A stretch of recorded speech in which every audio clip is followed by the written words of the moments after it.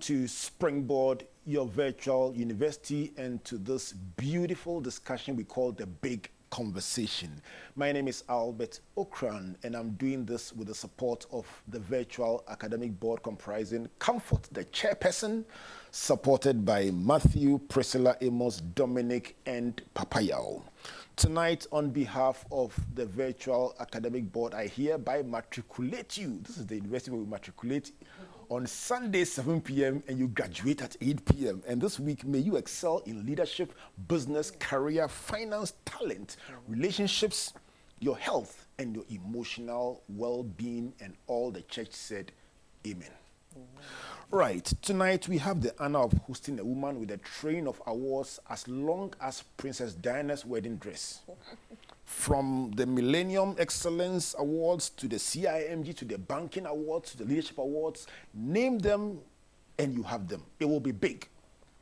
Call somebody to call somebody to call somebody to tune into your virtual university as we explore that big subject of leadership in uncertain and unconventional times. Springboard is brought to you by Legacy and your superstation Joy 99.7 FM, proudly sponsored by some of Ghana's finest brands, MTN Pulse, Just Be, the Enterprise Group, Enterprise Your Advantage, UMB Bank, UMB Speed Up, DigiBank, Let's Go, and the Access Pension Trust, your reliable partner in pensions.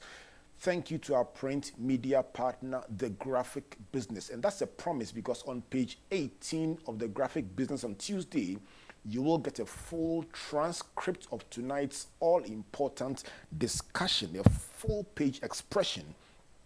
Make sure you get that one and get it for your loved ones and business partners. But the biggest thank you to you out there for joining us right here on Joy 99.7 FM and also on Facebook across our various pages. Tonight, it's my honor to welcome the Group CEO for West Africa for UBA Bank, Abiola Bawuah. Abiola, good to see you. Nice meeting you, sir. Good evening. Where do I start from? Celebrated across the continent for your work, and for the years that I've known you, I'm looking for the word to describe you, but let me say action. You come across as somebody who is a woman of action. Is that a good description? More than good. How is the family today? We are doing good. We are doing good. We thank God for divine selection. We are alive. Amen. This year, once you have life, you have everything.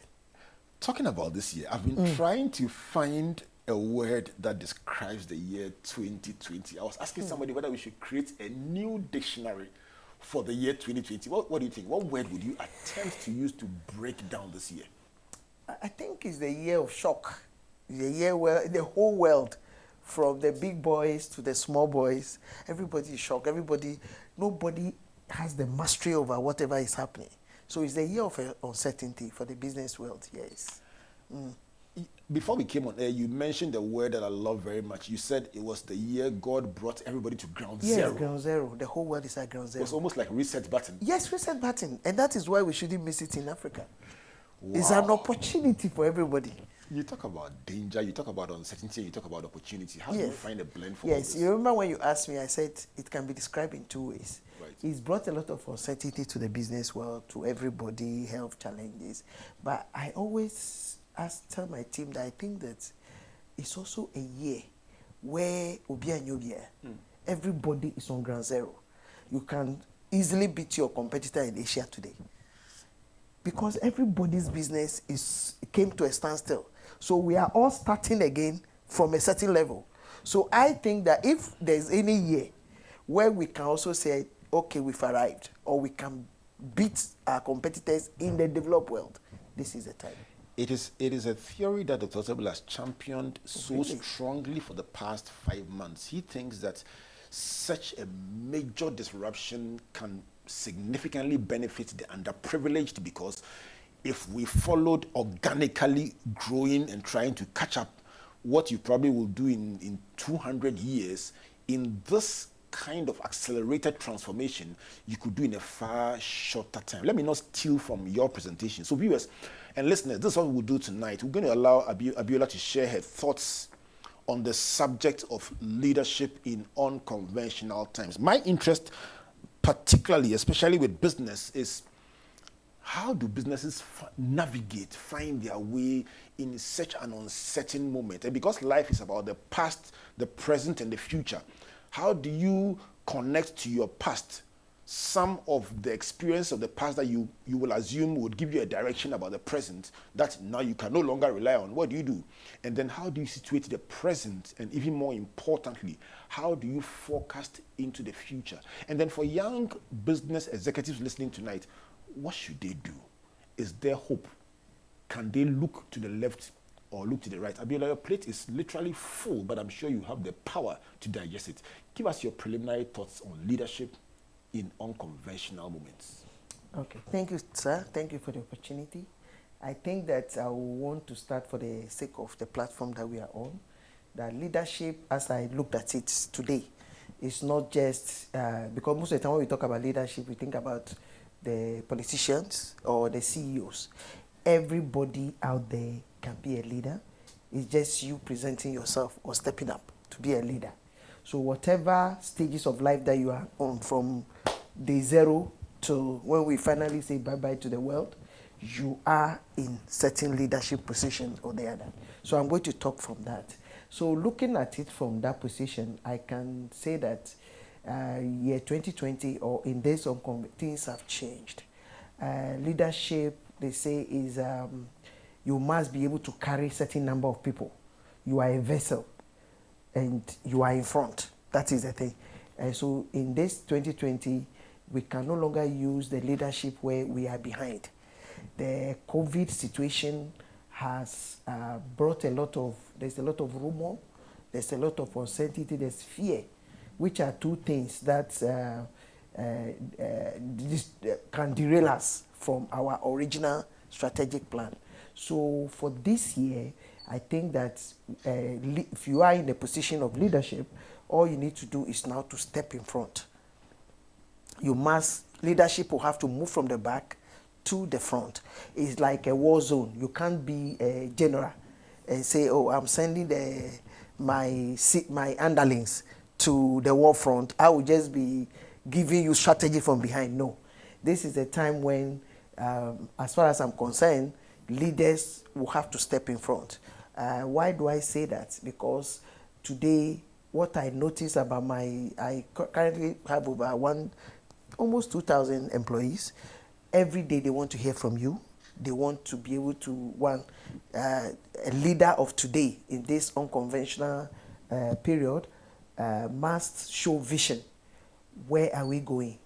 There's too much uncertainty in the system. So my people want to ask questions. Abiola, so what? Are you sure we are going to meet our target? And you must, as a leader, be able to say, yes, this is what I see. This is where we are going. It must be clear. It must be very clear. Otherwise, then people get disengaged. Secondly, I think we must be able to communicate. And that communication must come frequently and timely.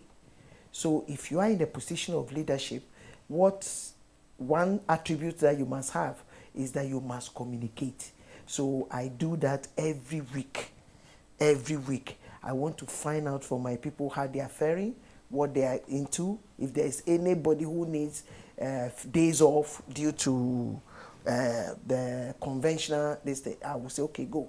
I want to find out about your family. So I can tell you what is happening to all my staff in all the 9 countries that I currently manage. So communication is very, very important. Another thing that I think we must have currently is that we must be able to take responsibility. I want to follow a general that knows how to use the weapons that I can call upon. They want to see how brave you are. They want to be able to rely on you. They want to be able to lean on you. So responsibility is another attribute that I think that is very essential in this period. Another thing I think we should also look at is I've spoken about communication, is our ability to strategize. Our strategies that we had before can no longer be fixed. We can't use a fixed strategies. Things have changed significantly. And at this time, just like how the whole world is grounded, no knowledge is too small. So we can no longer be fixated on what we already know. So in trying to override the storm that we are all currently are in, a leader should be willing to listen. A leader should be able to learn from the staff. So what I see by that is that as you should be able to be ready to amend your strategy. There are certain objectives that perhaps as a leader we've already achieved, or we are achieving part. But what do we do now? There are also some that, no, we've seen that it's not going to work for the year. Please be flexible. You should be flexible. There are some you emphasize, there are some you de-emphasize, there are some you do away with, and there are some that you just have to forget about it for the year.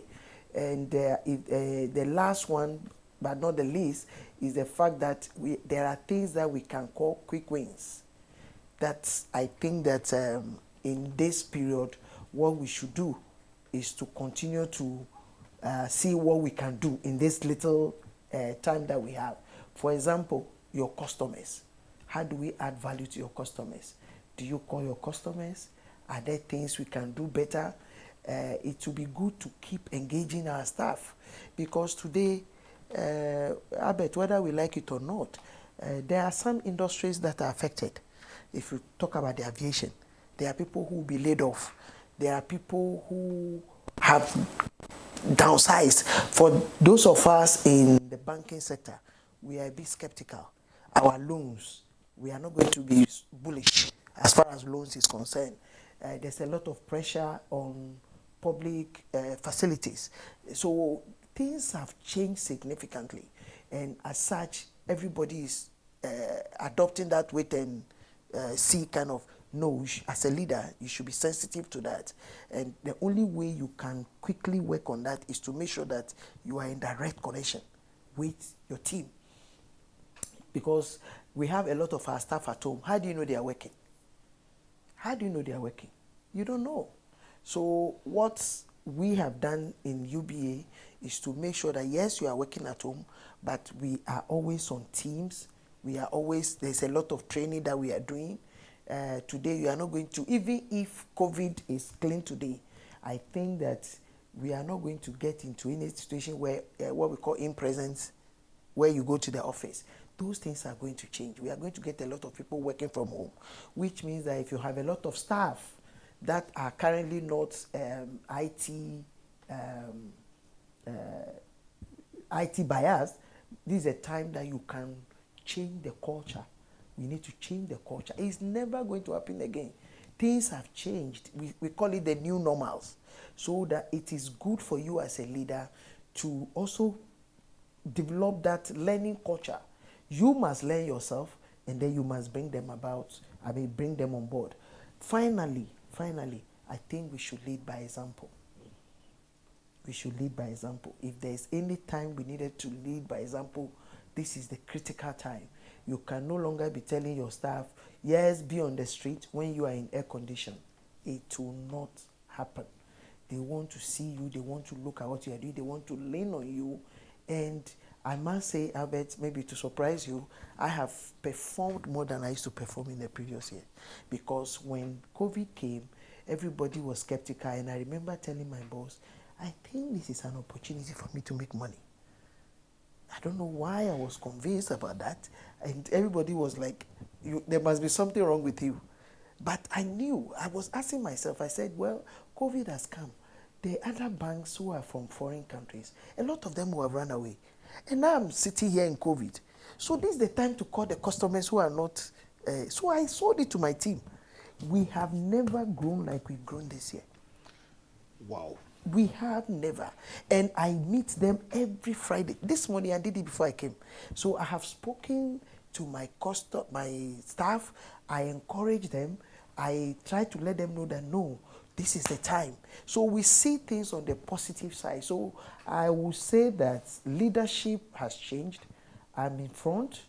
I'm trying to push everybody. Everybody knows that you can call Abiola anytime, Monday to Sunday. I will respond. If you can't get me on phone, send me WhatsApp.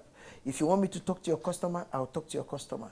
So that I saw a positive energy in my team. In fact, some of them are out now as I talk to you. They don't want to know anything about COVID. I have to virtually be telling them, no, we need to be careful. Just put on your mask and observe all the protocol and stay safe. Wow. But they are energized as they see result. And 2 days ago, one of them spoke to me about a particular customer. I said, oh, unfortunately, I don't have a driver. You know what? I'm driving myself. I'm coming. And I drove there, and I could see their eyes. It's not my job. CEO became your driver. Yes, I drove myself. And I went straight to and they were so excited. So I think that in this time, leadership must step up. We need to step up. I'm going to sum up your 10 points that I've gleaned from this conversation so far. And Abiola, you will be surprised that we can actually write a book together, you and I. We'll call it Abiola's 10-point COVID prescription. Viewers, if you have a notebook, if you have a pen, if you have an iPad, and you like writing like me, here are Abiola's 10 prescriptions. But let me give you a chance to catch your breath. And let me give them your 10-point prescription for leadership in uncertain times. And I'm going to then unpack these 10, ask her favorite, and then navigate. The Abiola I knew 10 years ago had leadership written all over her. But what does it take to navigate your way from general manager at the time in another bank to become group CEO supervising 9 countries? If you want to travel that kind of journey, stay tuned, because after this breakdown, we'll find out how to climb all the way to the top. So here are Abiola's 10-point prescription for leadership in uncertain moments. Number 1, leaders must step to the front. She says her 2,000 troops want to literally hear from her on a daily basis, and so they need to see her exhibiting vision, or the troops will get disengaged. So number 1, lead from the front. Number 2, frequent and timely communication. She says the needs of the people that she manages, how they are doing, their health, their families, is on her fingertips across 9 countries. Number 3, take responsibility. Take responsibility. She says people want to lean on a general they can lean on and know that they are safe. A lot of military language. Number 4, the ability to strategize. She says your strategy cannot be fixed, because you can't be fixated on what you already know in a world that is changing on literally a daily basis. So listen carefully, be a good listener, and keep amending your strategy as you go. And in that regard, flexibility is key. Number 5, look for quick wins, what others call low-hanging fruits. In the midst of all this struggle, look for things that you can do quickly and get some fast results, like calling your customers at a time when everyone is hounding them, finding out how well they are doing, and staying close with them and letting them know you are different. Number 6, maintain a direct connection with your team. Number 7, business models will change, and working from home is not just a temporary measure, it's now the new normal, and therefore leaders must update their skills, especially information technology, and then members or staff too must grow in information technology. Number 8, lead by example. She says, don't stay at the back and say, you go, go, go. Jump to the front and lead by example. And she talked about driving her staff who had to see customers because there was no driver. Number 9, see things on the positive side and generate positive energy. And then number 10, my favorite, she says, you can experience unprecedented growth in a year of uncertainty. Are you writing the book? Yes, I agree. We can write it. Charlie, which one is your favorite? Leadership. From the front. Leadership from the front, yes, I believe it. So is it number reality. 1 or number 1 or number 8? Number 1 says... Oh, you mean out of the 10 points? Out of these 10. The 10 points, I think, is leadership by example, because that's what I think we lack the most. Why would that? And I could see from the light in your eyes when you described it, and I'm not surprised, because Abiola, I've known you for years, and that's just typical you. But what is it about you that would make you say, listen, hey, it's not about my post, if somebody's got to do it and there's nobody, I'll jump in my car and drive there and let's go see the customer. What kind of thinking makes you cut through the chase and do what you do? Is it your background? I can say that my background accounted for that. Number two, I think I've been blessed to work with leaders, different people, and I have seen the way my energy goes up with certain people I work with and how it drops. So studying the people I have worked with, I've also impacted me positively and reinforces that belief. Tell me about the people who have influenced you in your leadership journey. I'm very curious about people who influenced you. Yes, Andy OJ. Andy's huge. Andy was the first leader I saw where he doesn't ask me, and I felt like killing myself for the job. He comes in I come to work in the past, I came to work in the morning, and I go to my boss and I'm like, "Good morning, sir." And just by responding, I'm able to tell that something wasn't well. I was able to ask him, "Sir, what is wrong with you?" "Abiola, we are down." "Why?" "Abiola, the highest depositor has just come for his money." I said, "Really? I'm out, I'll be back. And I'll make sure I get that money back." There was something about him. He was the get up and go kind of leader. No, I experienced Andy's leadership personally, and in our training sessions, I said it, and I still will say it, that in terms of leaders being able to stamp brands and let you know this is the way this bank behaves, the person who did it for me to see was Andy OJ.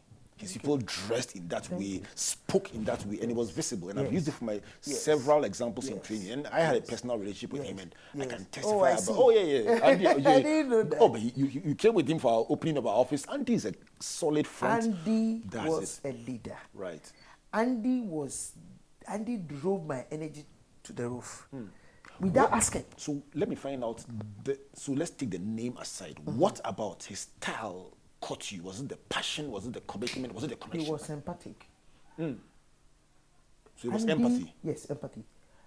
Andy loved the staff. Okay.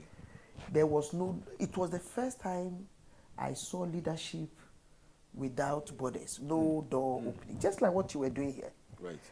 If somebody comes to this room, the person is not going to be able to, maybe you're dressing. But apart from that, the way you relate, the way comfort relates, nobody is going to be able to say, "Okay, this is the leader," because you are not screaming down, you are not shouting down. You could see that you've been able to win them to buy. I saw your stuff.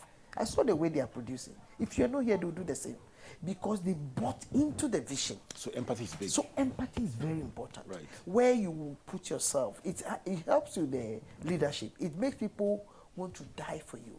Let me give a big shout out to Andy OJ listening to us. Andy OJ in Nigeria. That was the last time I was in Nigeria and I didn't go look for him. He said, "Albert." He calls me Albert. He said, "Albert, I hear you came to my country.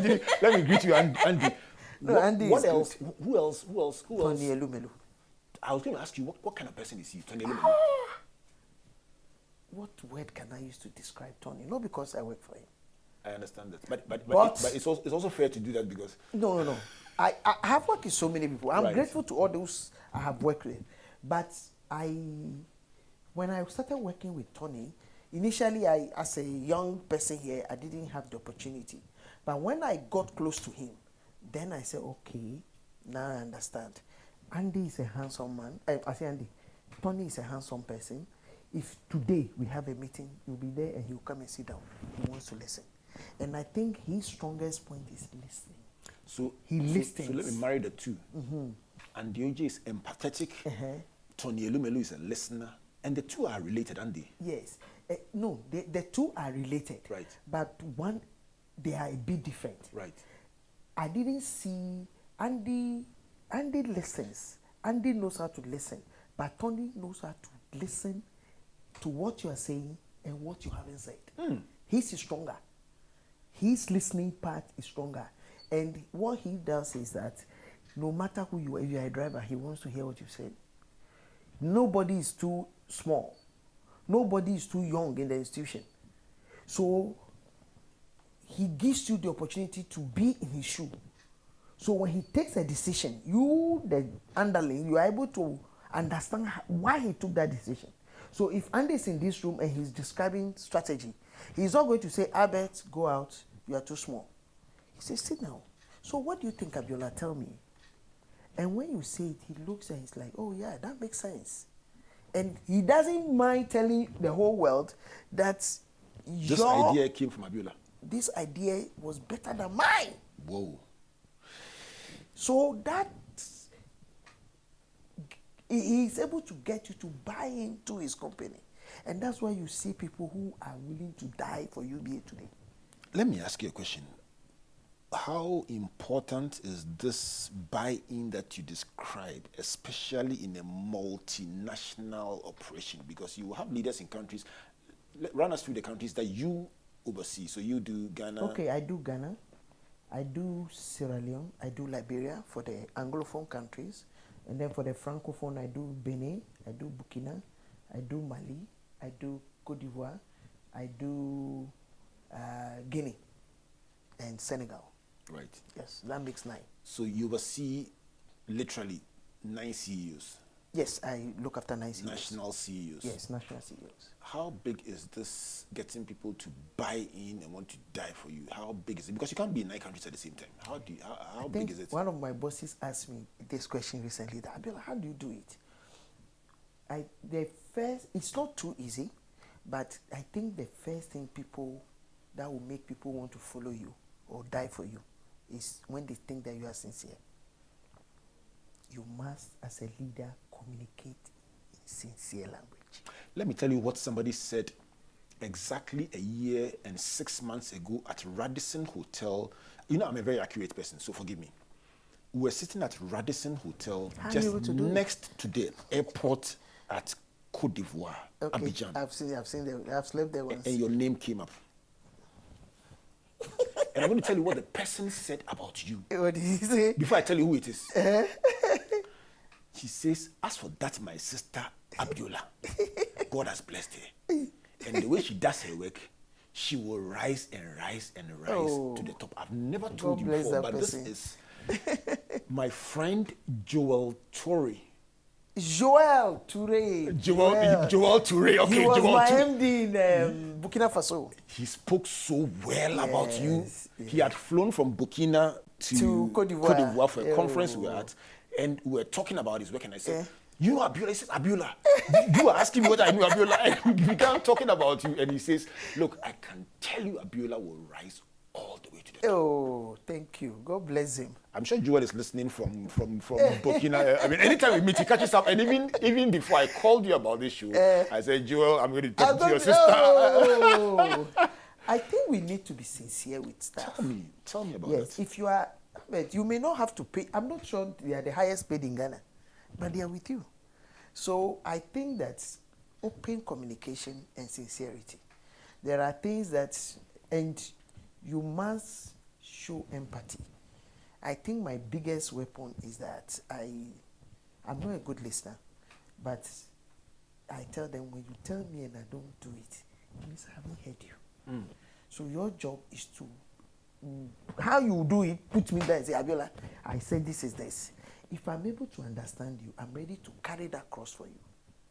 And so let me explore that further. What does it take for you to understand? Is it repetitive declaration, or is it breaking things down? How do I get you? Let me put myself in the shoes of your immediate reports, those who report to you. So I get the impression that it may take you time to get it, but when you get it, you fly. Yes. Let me ask you, what does it take to get you to get it? Is it saying it over and over, or breaking it down, or being in it yourself? What does it take to get it across to you? I think, we are from different cultures. Right. Our cultures are different. So I get somebody in Burkina Faso, I'm just giving an example, who thinks, you need to pay me, my people, this. I don't pay that in Ghana. So you don't expect that when you come and you call me and say, Abiola, I need you to start agreeing to pay children's school fees. I'm like, where is this from? Oh, please manage your people, CEO. Why would we have to pay you that? If I pay you this, the bottom line is going to be impacted.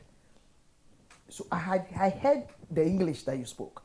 However, I must say it don't in French. understand what the implication is not working for me well. Right. I'm hoping that you drop it. Do you get it? Or you tell me, there's this customer, I want you to do facility for at this rate. I'm like, no, but that's below your cost. Why will I take that? No. Madam, please go and negotiate better. We've communicated. You've communicated with me, but I'm not agreeing to the offer you want to give. Right. So, in your own time, I always say that you manage up and you manage down. There are things I want to ask my boss for. Sometimes when I pick the phone and I see his aggression or I'll keep quiet. I'll be like, sir, I wanted to discuss something with you, but I think I'll call later. So along the line, I will expect you to come back and say, look, Abiola, you know what? If we do it at this rate, these are the other value I'll derive.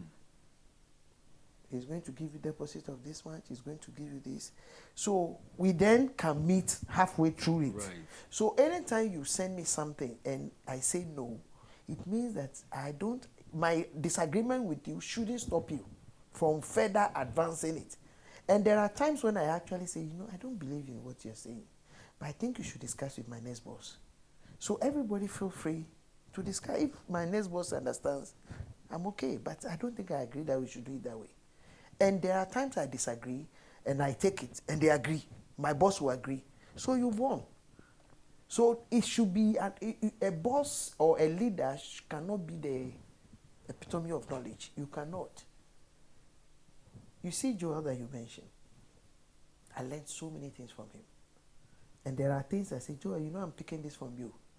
And he also picks from me. So we were able to communicate. You know what I like about Joel? His humility. Too much.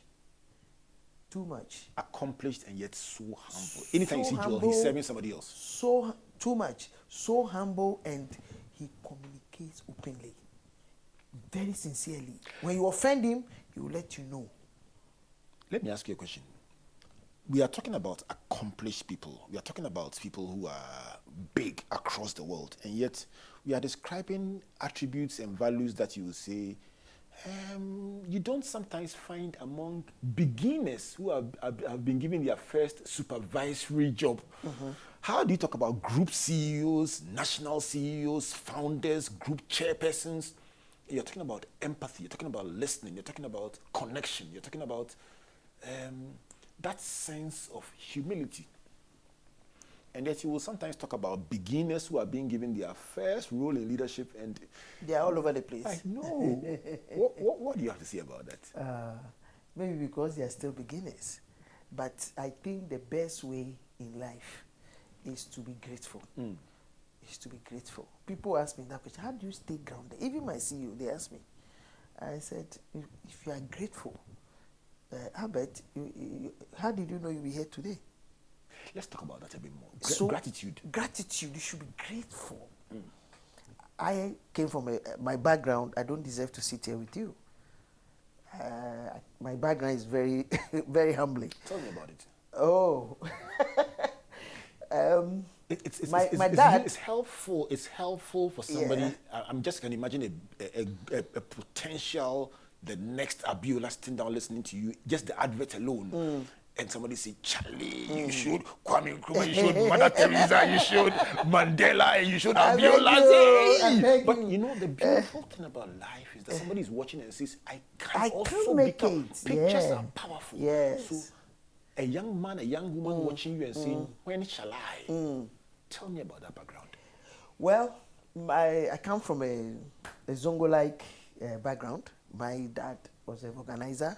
My mom was a petty trader. We started in Aflau, somewhere there. My background, girls don't go to school. I don't have classmates. Nobody goes to school in my community. So, and I went to school not because they wanted to send me to school. By default? No. It was just for me to stop disturbing my mother at home. So follow the boys.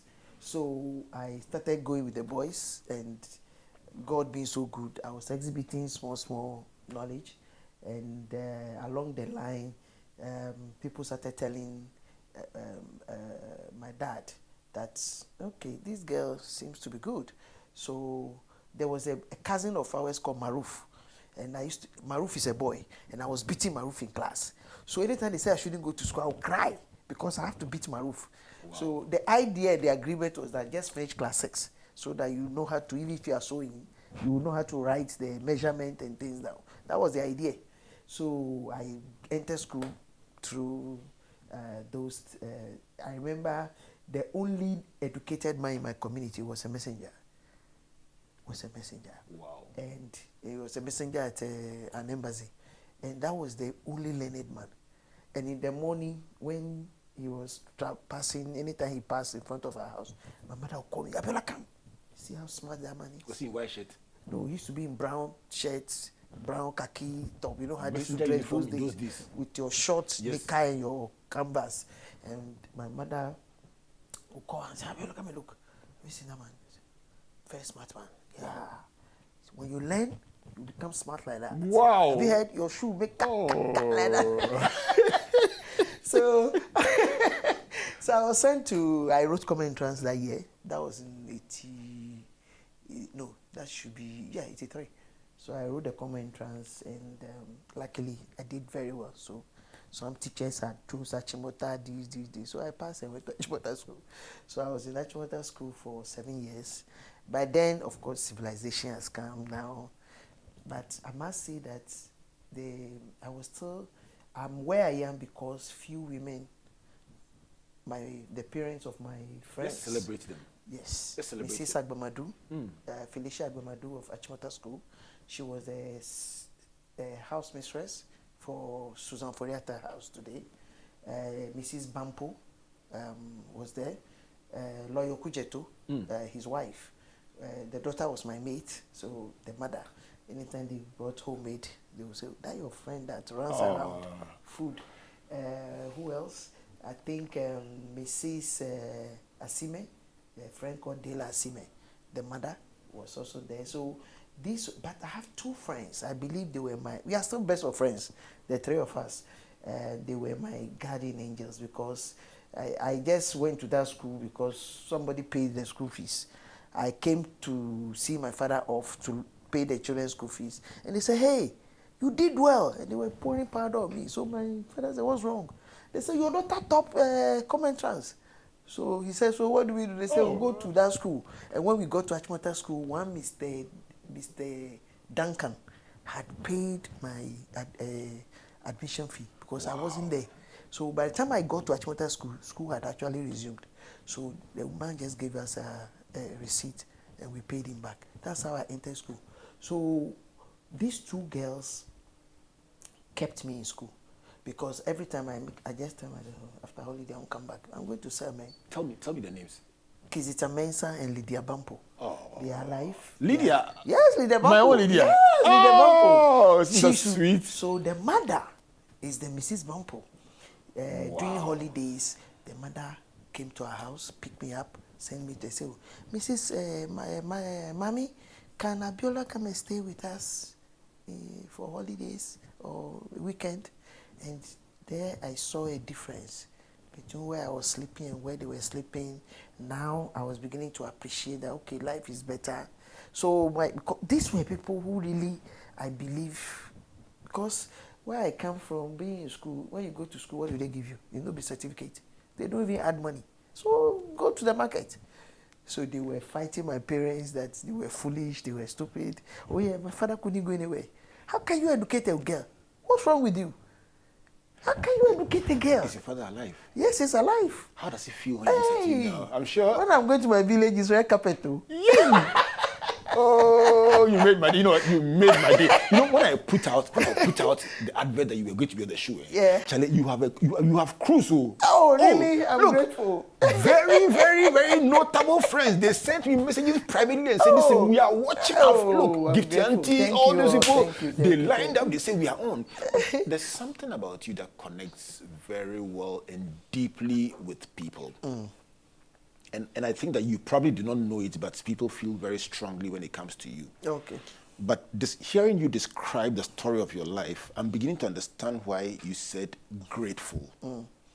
Earlier on, it sounded like a cliche, but hearing you without looking at anything, just expressing, and then you call Lydia, is it Likita? Kizita, and then you mentioned Sasimen, and you mentioned this person, and you mentioned that person. Yeah. You realize that they are ingrained on your heart. And that sense of gratitude is something that connects very strongly forever with me. Forever. For we girls, it's not just about school fees. Because by Form 2, my dad couldn't pay again. I had to pay. I have to sell in school. Tell me about I was that. selling chewing gums. I was selling toffees, just to be able to pay school fees and pay for others. But when I look back, and I say, how did I make it? Because truly, there was nobody to look up to. And I wasn't even interested. It wasn't like maybe I was UDS. No. I didn't have. But one way or the other, and I look back and I say, it can only be God. When I come back from this summary, I'm going to be asking you about what all this has done for you in terms of your faith, your principles, your values, and your outlook on life. You're still almost like a priest doing a confession. This is Springboard Virtual University. We are having a time of our lives with Mrs. Abiola Bawuah, the group CEO for West Africa for UBA Bank. I have been looking forward to this interview for a long time, and I think that in all the discussions we are having, time is also a very beautiful, beautiful asset, because when things are done at the right time, they look very, very beautiful. And tonight, she's been talking about the 10 things one must do to be able to lead in uncertain times. And if you just joined us because somebody called you and said there's action on Springboard, let me give you a few tips from Abiola's earlier presentation, and then top it up with a few things she's added on as we've gone along. She says leaders must step up to the front in uncertain moments. Number 2, they must communicate frequently and timely. Number 3, take responsibility.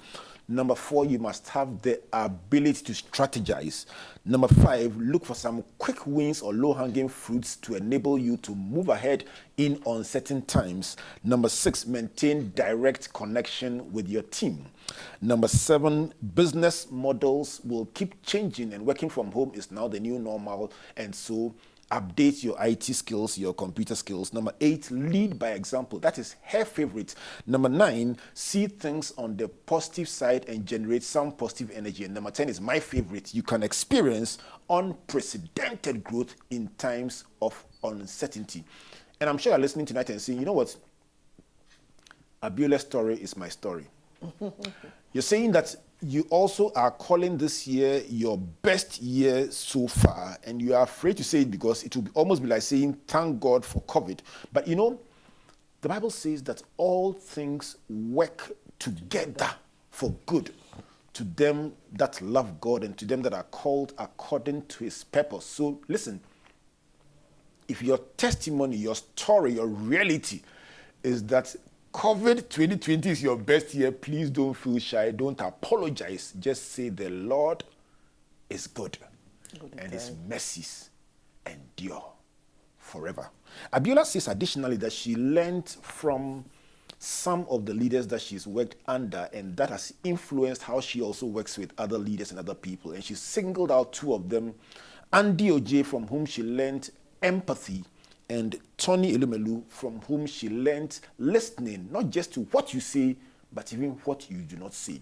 Very, very powerful lessons. And she says, in managing, you must manage up and manage down. She says, listen, sometimes when you shoot and the thing doesn't land, don't think the thing is bad. Look at the timing, look at the atmosphere, look at the season. Maybe the timing is not good, so you are upsetting your boss even by talking. Sometimes just gauge the atmosphere and just go back and keep quiet and wait for the right time. Because when the time is ripe, everything falls in order.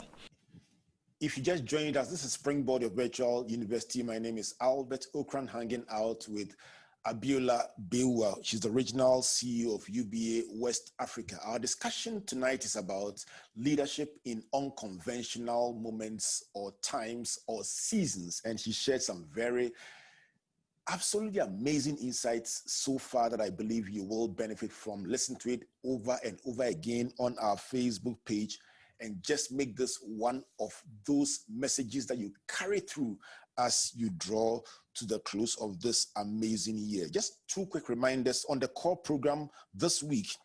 The topic is home, workplace, and public safety in COVID-19, and is by Dr. Titus Bayil, the Deputy General Secretary of the Ghana Medical Association. It's available on all our partner networks and on core.com.gh, and also on the core program Facebook page and social media pages. Also, some good news for all teenagers. If you have a teenager within reach, or you're a teenager listening to tonight, or you know any teenager, our flagship teenage program, Teenpreneurship 2020, comes off tomorrow, Monday through till Wednesday, the 31st of August to the 2nd of September. It's 2 hours per day, 10 a.m. till 12 noon. Day one is about mastering e-learning and self-education, online learning, very, very special experience for the young people. They will actually have breakouts and everything from 10 a.m. to 12 noon. The second day is about career choices and options, very, very insightful discussion. And the final day is about talent and how it can shape your life. You don't want to miss that one. And if you're a teenager, how do you register? Go to our Facebook page. You'll find a link to register, or call our hotline 0544 315165. 0544 315165. Abiola, we've been discussing the past and the present. Let me take a minute of your time to talk about the future. For somebody trying to project into the year 2021, typically they would use 2018, 2019, 2020 as their historicals and try and forecast how next year will be. How do you do that with this year being such an uncertain year? What would you be thinking as you plan for next year? Yeah, for next year, I think that still the uncertainty is on. We are not too sure. We are all very hopeful that we don't expect it to be as bad as this year. But if I'm going to focus on, it's going to be on short strategy. Short, what we call the quick wins. So we expect things to be better, but we are going to focus more on our cost cutting, because you cannot take the kind of cost that you had in 2019, 2018 into 2021. You can't do that. So we are looking at how do we cut down costs significantly. That's number one. Number two, you also want to look at how do you ensure that you don't lose steam? How do you make sure that your team is still on board? You need to be focused on that. And then number three, we want to focus on quick wins. And the strategy is going to be short strategy to make sure that we circle out as and when. That is how we are going to look into 2020. Interesting one. And for the cost savings and cutting that you're talking about, if I'm a provider for UBA Bank and I hear you talking about cost cutting, I start praying and say, I hope I'm in there. Why not the staff? Oh, well, anyone, if all stakeholders. All stakeholders. But one group of people who will be very happy will be the shareholders. The shareholders, even the shareholders will have to, I mean, they shouldn't expect sacrifice dividend. Yeah, no, they shouldn't. Right. This year, we are not going to pay dividend to anybody. Right. It's just an unusual year, but I like the fact that even in the midst of the difficulty, you shared about opportunity and about the fact that you can do unprecedented things in an uncertain moment. Yeah. Let's zero in, and that will probably be the final question on faith. You kept talking about the fact that, I mean, by the grace of God, how big is faith for you, and how has your own life experience defined your perception about faith, or your anchor of faith? My life itself is more than a miracle, and my journey in life so far tells me that in the midst of storm, there's always, they said there's something called eye of storm, the eye of the storm. So in the midst of every storm, there's always that particular light. It's usually very, very tiny, but it's actually the way out of it. And I must say that I have practiced that over and over again. So I realize that anytime something impacts me negatively, I tend to take it positively, that there must be a way. And I bet I've never been disappointed. So my faith is very big. So over the years, I've realized that all I need to do is to keep calm during storm and look for that eye or that tiny light. And once I get hold of it, I expand it. I tried to make it look like, oh God, so it was because of me you brought this. Okay, let me take it. So it makes me, people look at me and say, is your faith different from ours? But God has never failed me through that. And if you are a believer, a Christian for that matter, our faith talks about trusting God. And we can't always trust God with positive things. That one, we've seen it already. We need to trust God for what we believe is in the midst of the storm for us.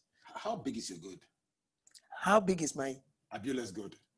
Hey, unmeasurable.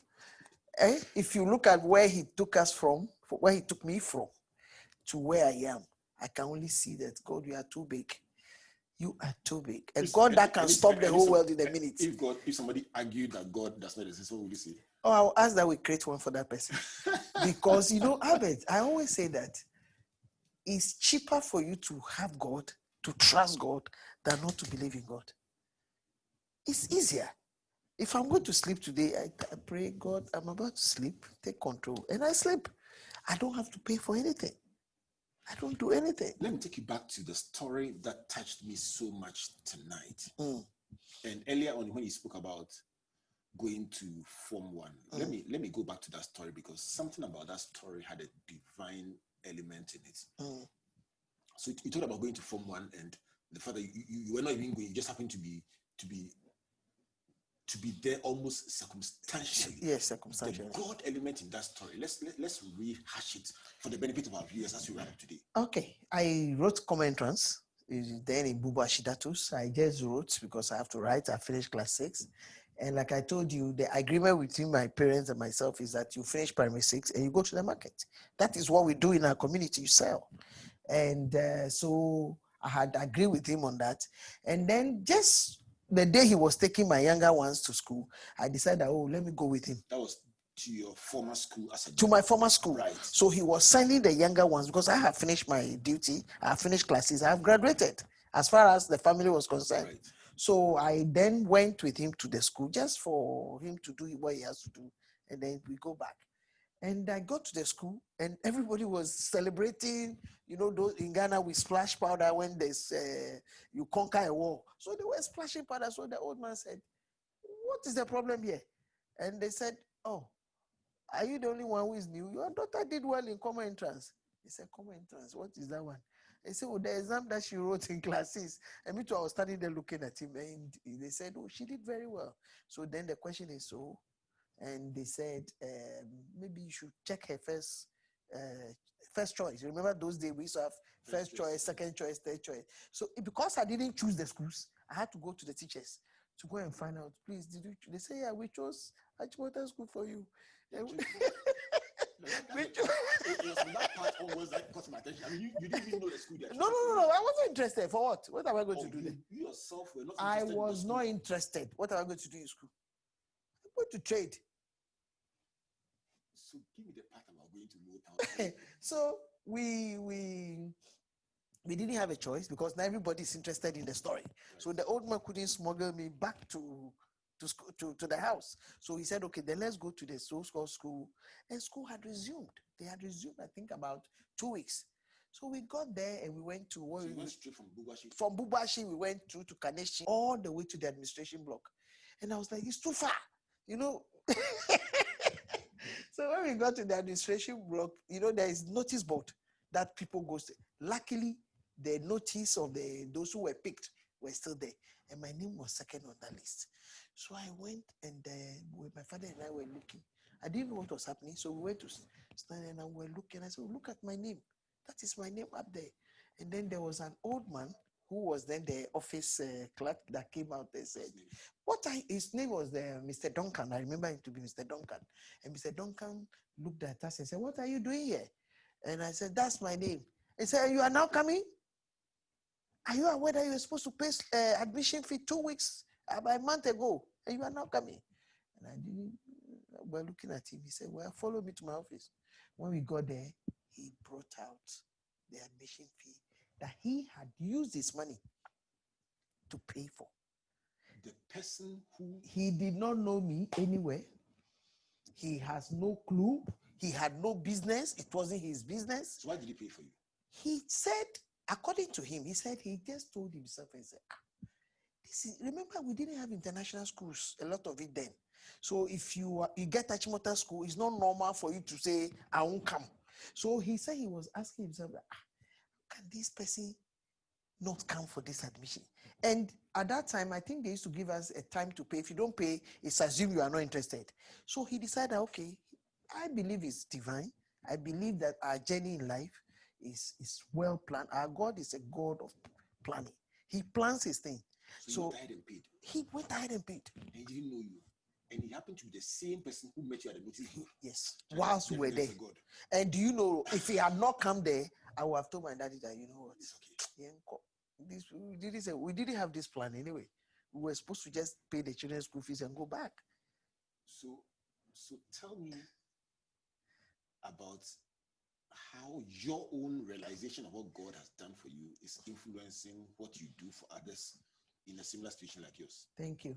I realized that, but for these individuals that God strategically placed along my path, I wouldn't. There's no way.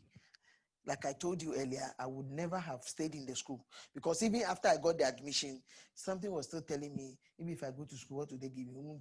I beg, make I go do my thing, make I go sell.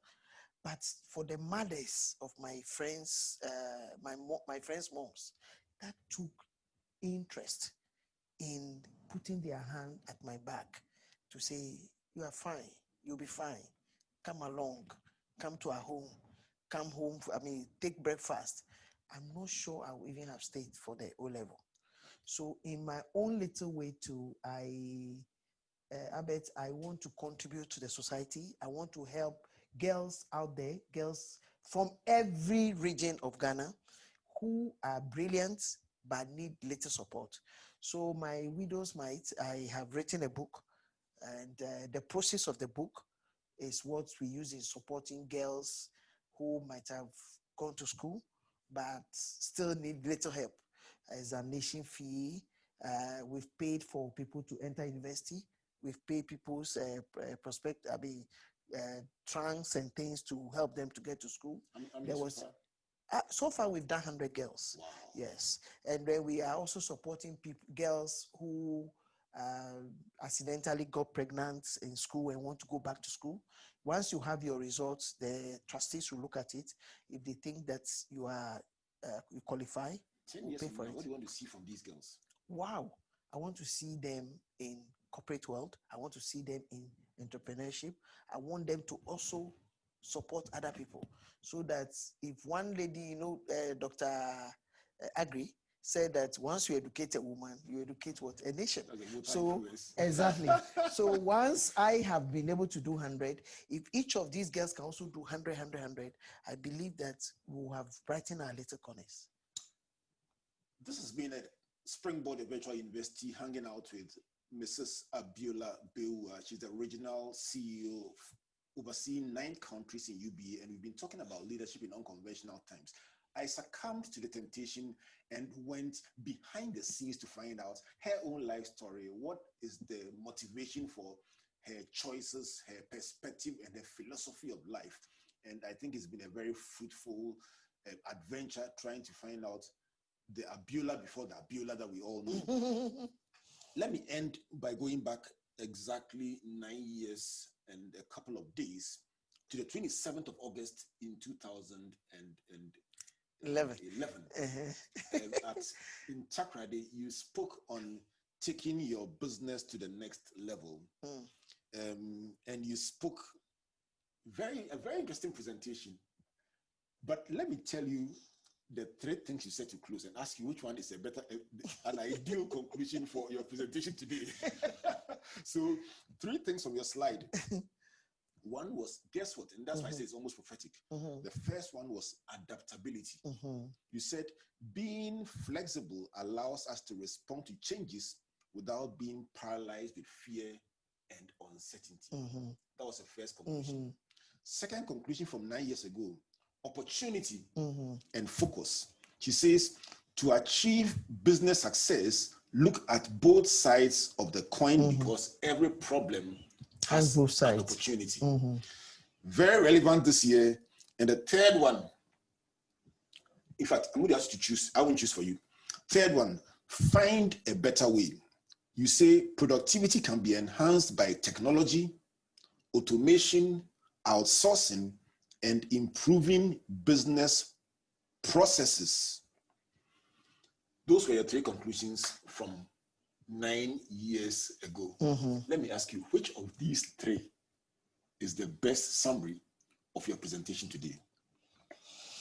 Adaptability, opportunity in the midst of problems, and finding a better way with technology. I think the three are the summary of the solution for this year. For this. So I can call you Prophet Abiola. No, not at all. But I think that in the out of the three, I will choose opportunity. I will choose the opportunity. I think that 2020 is not the best of year, but you agree with me that, like I always say, in the midst of the storm, there is something there. There is a little thing there. There is a little opportunity there that we all need to look for, because you did mention every coin has two sides. So in as much as the COVID, luckily for us, it's not an African problem. If there's any continent that is up, it's Africa. Look at how we are seated. Most people cannot do that in other parts of the world.